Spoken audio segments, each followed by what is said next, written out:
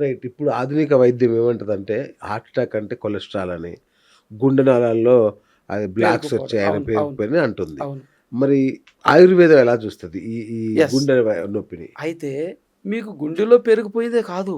శరీరం మొత్తం క్లాట్స్ వచ్చి అక్కడ గూడా ఒస్తాయి. రక్తం మొత్తం శరీరంలో రక్తం మొత్తం చిక్కగా అయిపోయి వస్తుంది. ఓహ్! శరీరంలో లేకుండా అక్కడ ఒకటే రాదు. కాబట్టి దీంట్లో మన ఆయుర్వేదంలో చాలా ఔషధాలున్నాయి. మొత్తం డీటాక్సిఫై చేసుకోవడం, రక్తం పలచగా అయ్యేదానికి అమృత రసాయనం అని ఒక మెడిసిన్ ఇస్తాము. మీకు 2 బాటిల్ వాడేసిస్తే మొత్తం పలచగా అయిపోతుంది. తర్వాత హార్ట్ అటాక్ ఎందుకొస్తుంది? ప్రివెంటివ్‌గా ఇస్తాము. సమస్య వచ్చినప్పుడు ఇస్తాము. మీరు ఈసీజీ రిపోర్ట్ అబ్నార్మల్ వచ్చినా, కుడి చెయ్యి పెయిన్ వచ్చినా, ఆ! ఆయాసం తీవ్రంగా ఉన్నా, ఊపిరి సరిగా తీసుకోలేకపోయినా, ఆ! కొలెస్ట్రాల్ హై లెవెల్ ఉన్నా, ఓకే. ఇంతకుముందు చెప్పినట్టు ఇన్సులిన్ ఎక్కువ తీసుకున్న కేసులలో, అచ్చచ్చా!